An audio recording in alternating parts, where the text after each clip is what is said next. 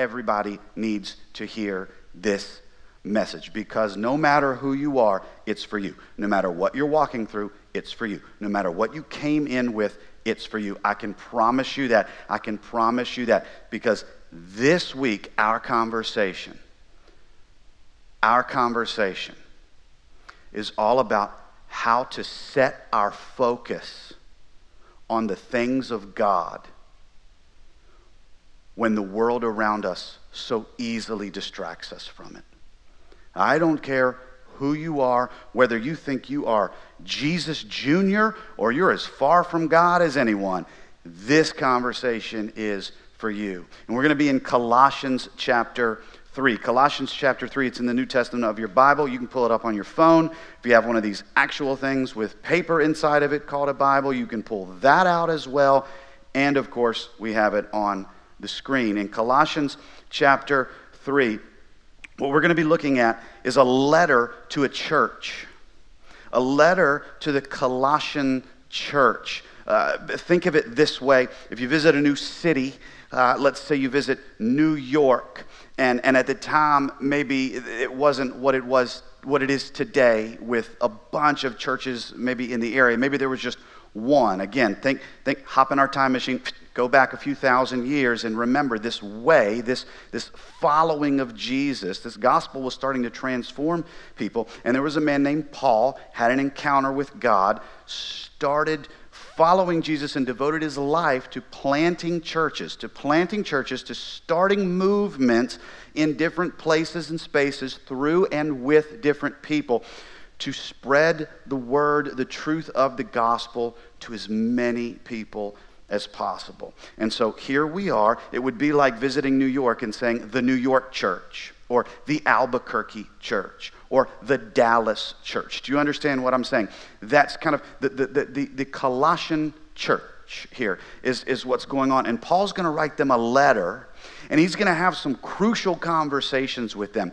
But this church was kind of an offshoot from another one. You and I would understand this in modern context. Our church obviously does this, right? We have one main campus, but then we have a lot of other campuses that are Shadow Mountain campuses, all the way down from South Bay to Encinitas. We have an Arabic campus. We have an Iranian congregation. You name it, we're reaching people. A Filipino congregation, Hispanic congregations in multiple campuses. This is what we do, because there are people everywhere. We're in a big city, and so our church wants to reach out. Where there was a church in a place called Ephesus that Paul had started and had raised up leaders there, and what had happened is the leaders in Ephesus basically kind of came together and said, hey, we've got some people coming from different areas and going to different areas and places, and we want to launch a new church in a new place. And so they kind of went out about 100 miles away from Ephesus, where that church was planted, and they launched a new church. And that is the church that received this letter from Paul. Most people think that he never actually got a chance to visit the church because of where his missionary journeys and his church planning endeavors took him, the highs and lows of that. But he still loved this church, and so he reached out to them with a personal letter to address some crucial conversations. And that's where we're going to be in just 2 verses right here in Colossians chapter 3. Listen to what Paul is talking to the church about when he references this new life that they're experiencing as followers of Jesus. In Colossians chapter 3, this is what he says. Since you have been raised to new life with Christ, set your sights on the realities of heaven, where Christ sits in the place of honor at God's right hand. Think about the things of heaven, not the things of earth. Now, these 2 verses are very simple and seem almost introductory. In fact, I would wager that most of us would crack open our Bible, and let's say we were being a good Christian and we were going to read a chapter of the Bible every single day. And we come to Colossians chapter 3 and we crack it open. We glaze right over those first two. Why? You know why? Because the way your Bible is laid out with chapter and verse, most of the time we go through the first couple verses and we're just kind of like, yeah, got it. Since you've been raised to new life, yep, got it. Check that one. Set your sights on the reality. Yep, great. Oh yeah, Jesus, awesome. Okay, now where are we going? Most of us kind of do that. Most of us treat kind of the opening lines of a chapter of Scripture like the skip intro button on Netflix.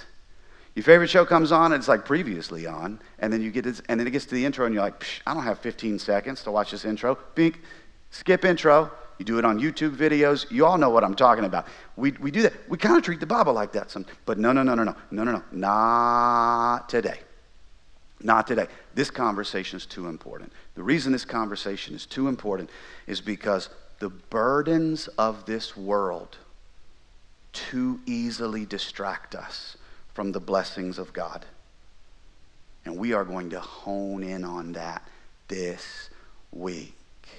I remember first year of marriage, so travel back with me 15, 16 years ago, and Robin and I had just gotten married, and we were looking for a new car. We were in the market for a brand new car. And so we did what everybody does when they're looking for a new car. We go and we make our list of what we're looking for. We go try to find best deals. We go looking at, okay, what car has lasted the longest for this amount of money? What car has kind of a buyer's rating that is higher maybe than anything else? And so what ends up happening is you start looking for a new car, you visit dealers, you talk to them, and then what you do is you start looking everywhere you go on the road and in parking lots for that type of car. Because you want something reliable and you want something that you know is going to last, so you start finding that car everywhere you go. Do you understand what I'm saying? When you start looking at it, you're looking for it, so you see it everywhere. And before you know it, you sit down, you have a conversation, you're like, babe, everybody drives this car. And the truth is, maybe 1% of people drive that car, right? That actual make, model, and year. But in your mind, you see it every time you go out. And the reason that we would see that specific model, that specific make, that specific year of that car is because, catch it, we were looking for it. We were looking for it. So we found it. Every time that we would look for it, we would find it. You know why? If you want to find something, you can find it. See, the message that Paul is going to give, and really in this entire chapter, and specifically in the first two verses that we read, is very, very simple. If you want to follow Jesus, you need to focus on Jesus. Now that sounds so elementary to us. It sounds so elementary to us, but how many of us understand the realities that come our way in life that make that a lot harder than we think it is sometimes? Yeah, I want to follow Jesus, but man, life is this. Yeah, I'm all about yes, I want more Jesus in my life. I want to make sure that my life is all about Jesus. Oof, man, but this happened, and oof, man, I've got this relational strain. I've got this personal situation. I've got this baggage in my life. I've got this hidden thing in my life I don't want anybody to know, right? Those burdens of the world distract us from the blessings of God. So we got to look for them. We've got to look for them. So here's what I want you to do. I want you to kind of break out your little headlamp deal with me, right? Let's go into the cavern, right? Let's examine what's going on, because all too often we read the Bible, we read certain words, we don't know what they mean. You know why we don't know what they mean? They're in English to us. Spoiler, they weren't written in English. People ask that all the time. What's the Bible really say? Well, of course I know what the Bible says. It's in English. Well, just BT dub, wasn't written that way. Primarily in a few different languages. None of them were the English language. Are you tracking with what I'm saying?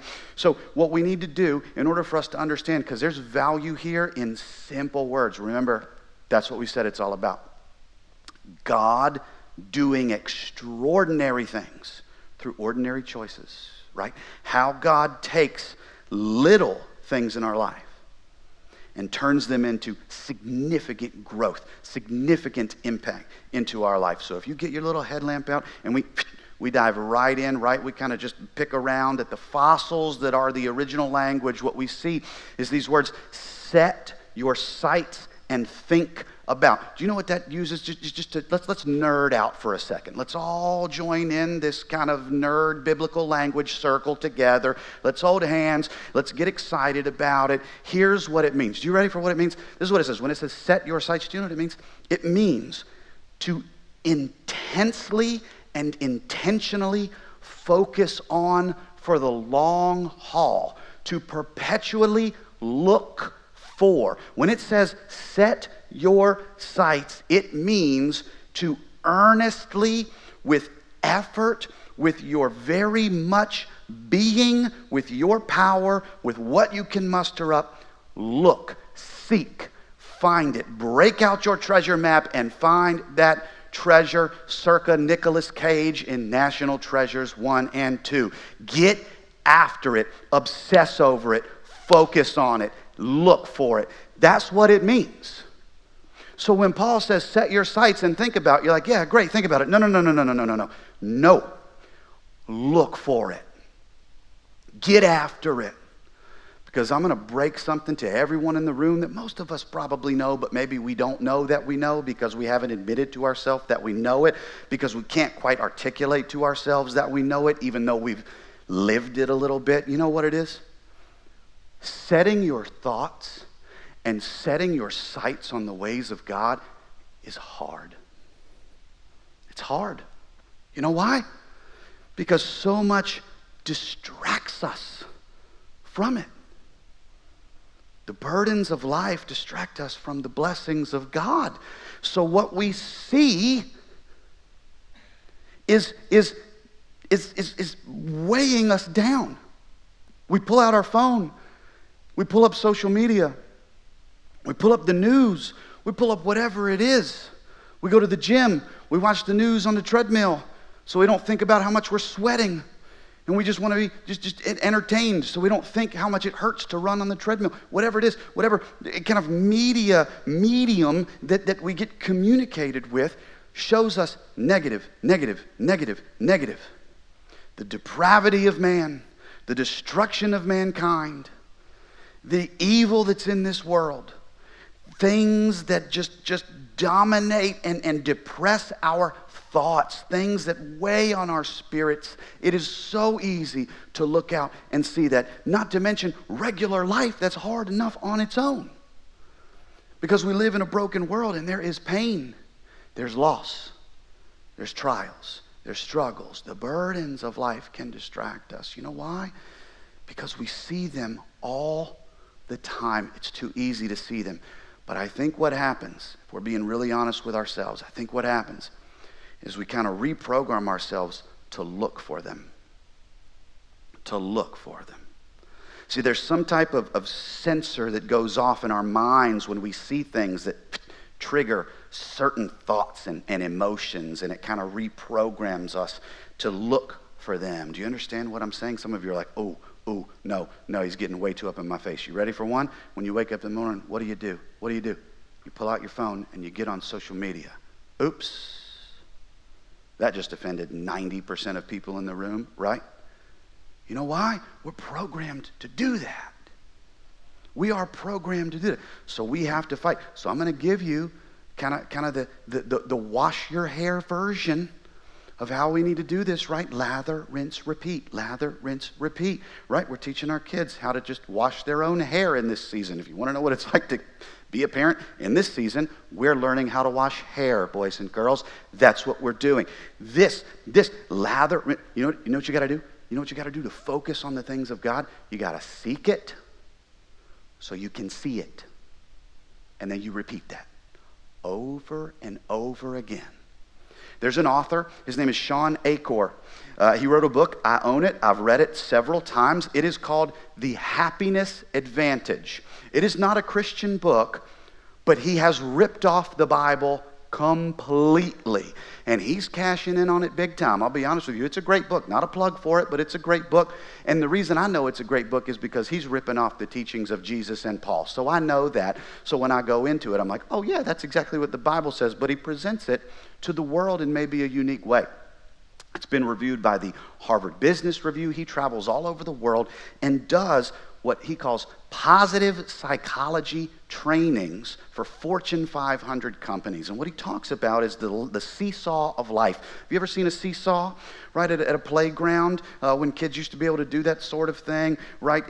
You have this kind of just triangle-shaped thing called the fulcrum, and you have this big board, and on either side you can sit. And so you just seesaw back and forth, right? And seesaw, but maybe you've seen a GIF or a meme of it, and one person on the other end was a lot bigger than the other, and so it's like, well, that's not going to go, right? But then you see kids like doing this like this, and maybe if you see a very adventurous kid and a very bored dad at a playground, the dad will see the kid on it, and he'll be like, okay, hold on, and then just jump on it, boom, and come down it, and just see if you can launch your child as far in the air as possible without somebody calling somebody and telling on you, right? I'm not saying I've done that, but I'm not saying I haven't. There's this thing that Sean Achor talks about. It's the fulcrum in the lever. And what he's saying is the fact that it's right in the middle means that there's balance. Do you understand? It means if I move the fulcrum over this way, it's going to tilt the balance this way. You understand what I'm saying? And so what he talks about is in our lives, if we move the fulcrum of our lives in a positive direction, if we look for positive things, if we look for affirming things, not negative things, not distracting things, that it actually starts to change the way we see the world, thus change the choices we make in this world. Do you understand what I'm saying? That is what this book is all about. And it is exactly rooted in what Paul just said. Because every positive thing comes from God. In fact, in a world where we don't understand what's going on, even when God makes decisions that we don't understand with, or maybe even agree with, if we're being really honest, maybe in that type of moment for us that we struggle with, God, why would you allow this? Why would you allow this? But then you see God doing this, and there's so much going on. The truth is, God does not think on the wavelength that humans think on. He is God. We are not. So we have to trust. But the truth is this. Every blessing in your life comes from God. And that is where we need to go. That's where we need to move the fulcrum on our life seesaw, so to speak, to start looking for the things of God. And one of the greatest ways we can do that, you ready for this? One of the greatest ways that we can set our sights on the things of God, that we can think about the realities of heaven. When heaven meets humanity through salvation in Jesus, through the gospel invading our space, colliding with our lives, and changing us from the inside out, one of the greatest ways we can shift that focus is to practice praises. Now that sounds incredibly simple, but I could not stress anymore how profoundly impactful that is. Do you know why? When we practice our praises on repeat, it changes the way we see and do things, because it allows us to focus on the realities of heaven. So our perspective in life, our posture for life, our motivations in life, our movements in life, all shift in God's direction.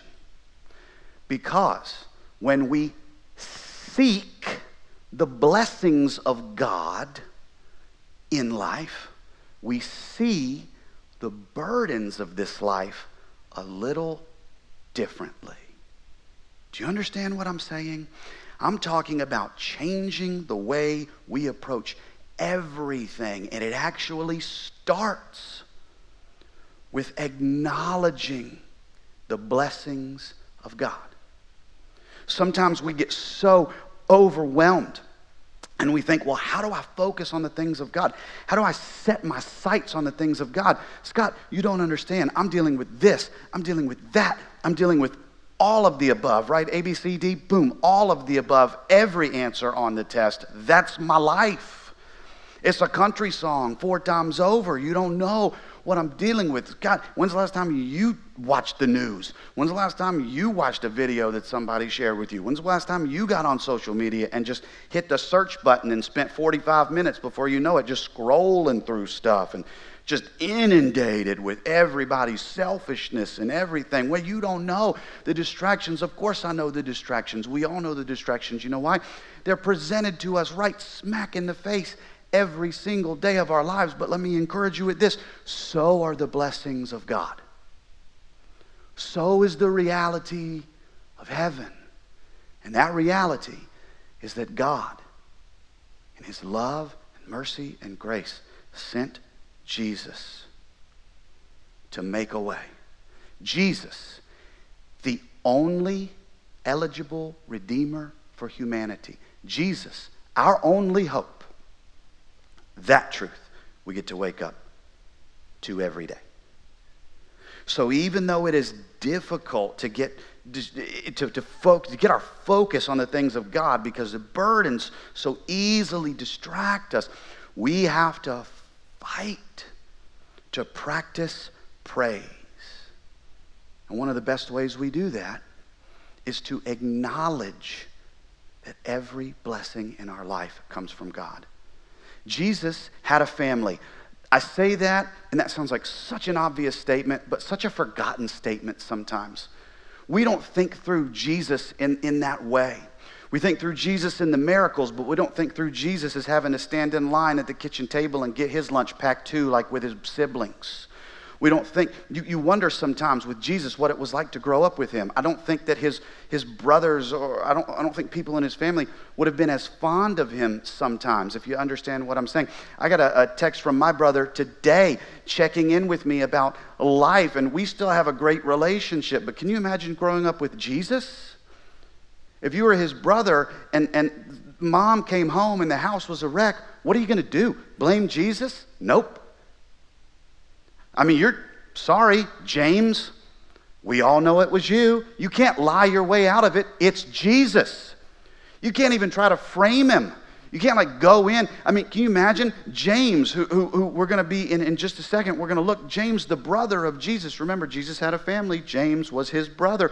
Can you imagine James was like, I'm so sick of getting in trouble. Jesus never gets in trouble. I wonder if he goes in his room one day and just completely messes. Like, maybe his clothes are all folded and his mom didn't even have to ask him.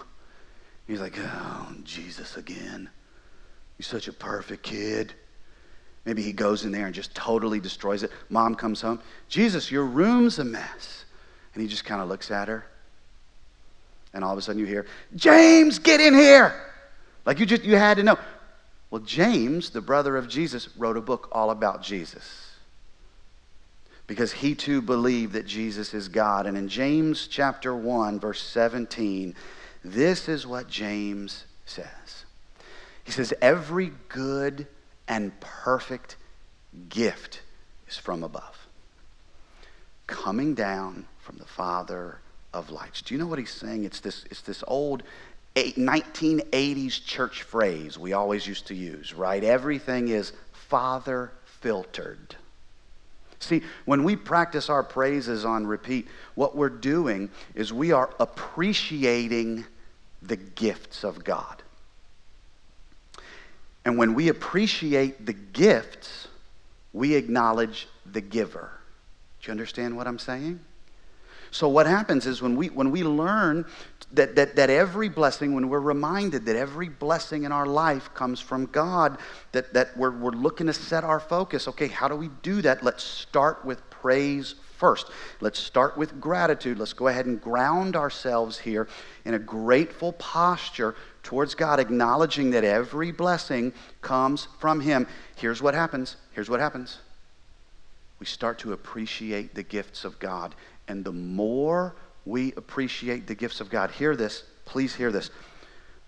The more we appreciate the gifts of God, the more we acknowledge the giver, who is God.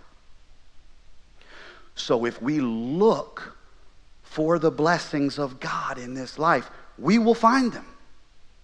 But the more attention we give to the ways of the world, the more weary we grow in this world, which is why he says, think of the things of heaven, not the things of earth. You know why? The burdens in this life can easily distract us from the blessings of this life. And so I'm learning the best way to feed my focus is to starve my distractions. So keep looking for the blessings in this life. It is not easy, but that is how we find our firm footing in this life.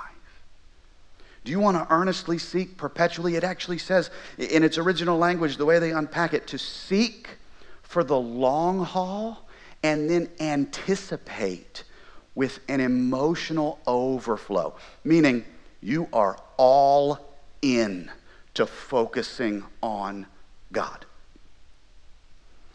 And we don't go all in unless our foundation is firm. I used to play this game at the beach with my nephews. They're preteen and teenage age, so they have a lot of fun with this game. And it's a game we made up, and it's just called Stand Your Ground. That's what it's called. And basically what we do is we go out into the ocean right where the waves break. Do you see that? Like, you'll see people at the beach. They'll go surfing. They'll go, body surfing or whatever it is. And then you'll see, like, the kids playing up front. But there's this middle area where all the waves, like, actually break. And all you ever see is morons in that area. You're looking at them like, do you not know the ocean? Because it does this. Have you not seen it do this 400 times in the last 30 minutes? Like, psh, that's what it does. Psh, that's what it does. Psh, that's what it does. Well, if you're a dad or an uncle with young or younger kids, that's where you live at the beach. Your kids don't want to go out and do the fun stuff where you chill and ride the waves. Okay, that's cool, yeah. Or maybe they want to just, play in the thing. No. Once they get to a certain age, you know what they want to do? They want to go play Stand Your Ground with Uncle Scott. That's what they want to do. And so you go out there, and what we would do is we just root our feet right there in the sand the whole time, hoping, please, no crab be in there and bite my foot, right? Like you just know. You're like, oh, there's something in there. You just know it. You stand your ground, and you lean. And when a wave hits you, you try not to fall over. That's literally the game. That is the game. I know I built that up big time, and you're like, oh, man, this is going to be cool. What's he talking about? Nope, just try not to get knocked over by a wave. That's the game. It's just like, as a parent, I know I give my kid a gift. When they were little, they would play with the box, not the gift. It's what we do at the beach. Look at God's creation. Great, let's go try to get hit by a wave and not get knocked over. That's as creative as we got at the beach. Why do we buy all these boogie boards? Why do we buy these sand pails? Why do we borrow somebody's surfboard? What are we doing here? No. Let's go play Stand Your Ground. Okay. We would root in and just boom. I remember the first time my son came out, he wanted to join us. My nephews, his cousins, they're 6, 7, 8 years older than he is and a lot taller and bigger than he is. And he said, no, he was like 5. He said, I want to come out, Dad. I want to do this. And he's a good swimmer. So I said, that's fine, buddy. Come on out. And he did it. And the first one just demolished. I mean, demolished this kid. It was brutal. I mean, he went down and then he came up way over there, popped up. He had like a life jacket on, so I knew, oh, okay, you're going to be okay. But, I mean, he just, he popped up looking like a sugar cookie, just covered in sand. I mean, just obliterated. And I did what any dad would do. I laughed. And then picked him up, and his response was, can I do it again? He's so adventurous, like as he loves the ocean. He would live in it if we let him, right? That's what he would do. But the point of that is we would root ourselves in this firm foundation. See, here's what we do. When we set our focus on the realities of heaven, we are seeking the blessings of God in our lives, which means we're seeing the blessings of God in our lives. They start to come in view. And what that does is that changes our perspective, which changes our posture in life. Do you understand what I'm saying? That's where we find that firm footing. When Paul says, set your sights on the realities of heaven, I love that he uses that word, where Christ sits in the place of honor at God's right hand. Think about the things of heaven, not the things of earth. And this brings me to the conversation I mentioned earlier with a man named David. Was at a wedding recently. David came up to me, and David's in his 60s and has accumulated a little bit of wealth, and by worldly standards is successful. He has great kids who are grown. He has a new granddaughter. It's beautiful. David has a good life. And as often happens to me when I go to weddings, people find out I'm a pastor, and so they either avoid me or come spend a lot of time with me. And I love it when they come spend a lot of time with me. I love people. I love learning people. And David and I had a conversation, and he sits there, and we had just met. I mean, it's not like we were buddies. It wasn't like we were catching up and we used to, go hang out at the pool hall together back in the day, right? Like that's, some of you are like, what's a pool hall? Yep, dated myself. You're welcome. It's not like we used to have that relationship. We had just met. And he opens his book and starts reading to me about his life. And he said, Scott, I got to tell you, this last year has been the hardest year of my life to stay positive. And I'm sitting there thinking, I'm like, yeah, I think that's a theme with a lot of people. But it's a theme with a lot of people because there's a lot of turbulence. But David is talking to me like, yeah, there was turbulence, but not so much for us. We had things kind of under control. Things were going really well. I said, well, then why are you having such a hard time staying positive? He said, I don't know. It just seems like every time I turn around, there's something negative that I get to witness. There's something heavy that I just see. It's like my spirit is being attacked. I don't even know if this man believes in Jesus. He didn't mention Jesus once. He's just kind of sharing with me, and he's talking to me about how he's taking walks. He bought an entire workout system to put in his garage so he can exercise. He's doing breathing exercises, right? I mean, I'm talking like, you do this a lot as a dad, just for what it's worth, especially when it's in the middle of the night. You just want to go get a glass of milk from the fridge and you step on a Lego and you don't want to yell. Instead of yelling, you step on it and you...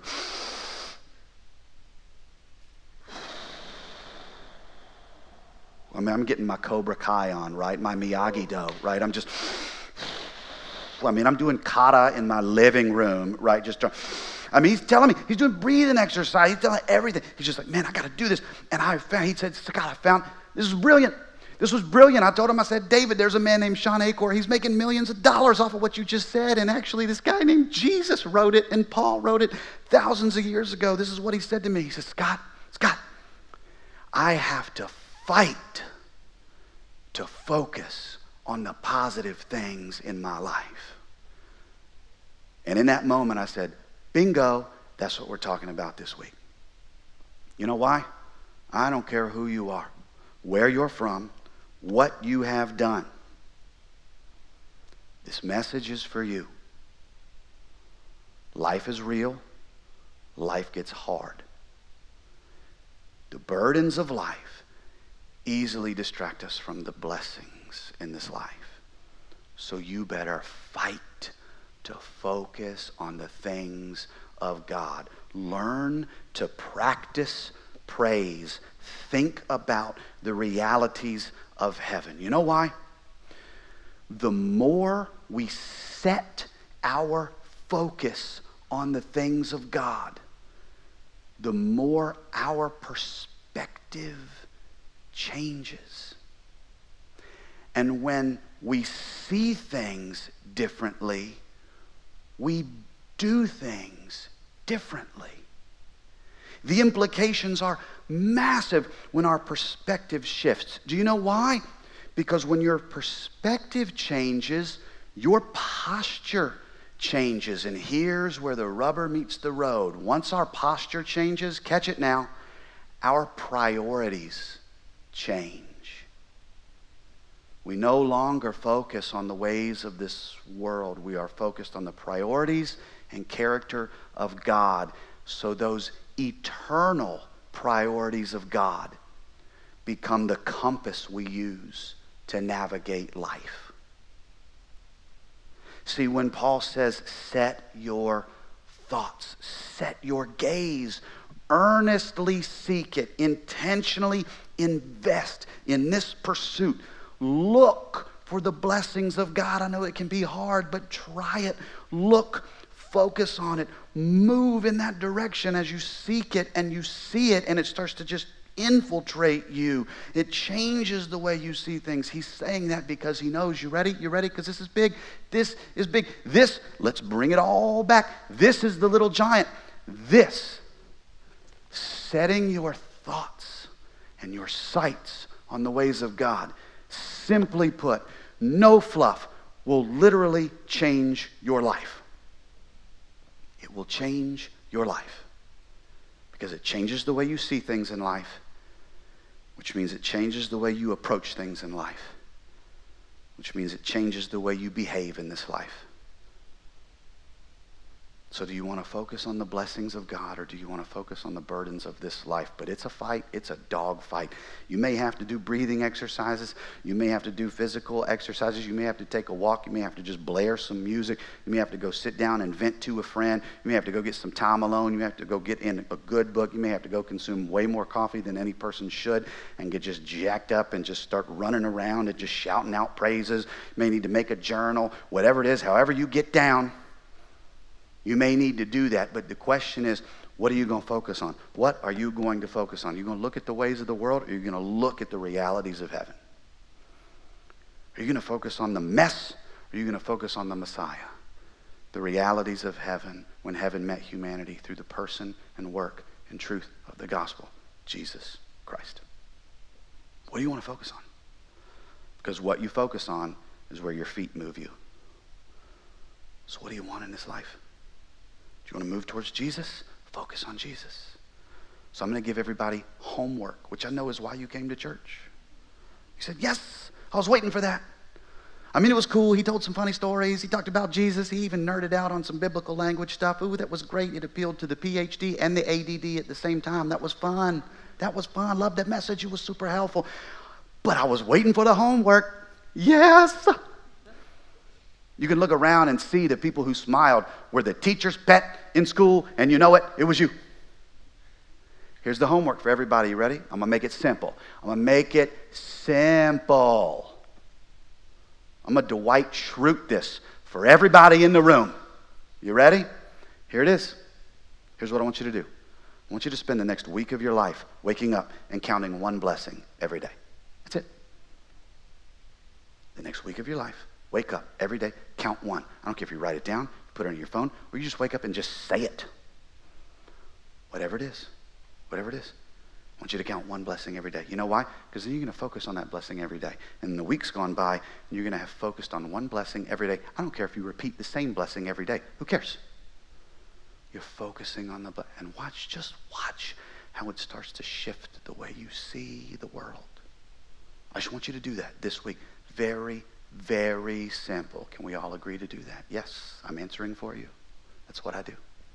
I talk, you listen. You talk in your head back to me, but it's not out loud. That's how this works. Thank you. That's what we're going to do.